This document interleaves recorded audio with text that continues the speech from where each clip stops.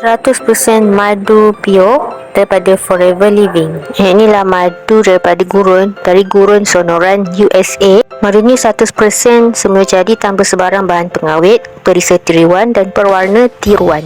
Tengok ni dia label pure honey, tanpa dimasak, tanpa ditapis. Madu gurun ni kandungan air 17% sahaja. Dia kurang beresid. Tengok botol madu gurun ni, dia botol plastik tau. Dia tak mudah pecah, mudah nak dikendalikan. Botol madu ni juga tahan daripada sinaran cahaya matahari. Sebab tu madu ni tak mudah rosak. Kalau letak luar, dia tak berkes pun. Madu ni pekat ke tak? Okay, jom Maira nak buka botol ni. Kita tengok pekat ke tak. Madu ni pesakit kecil manis pun boleh ambil tau. Maira letak dalam peta air, so dia lambat sikit keluar lah.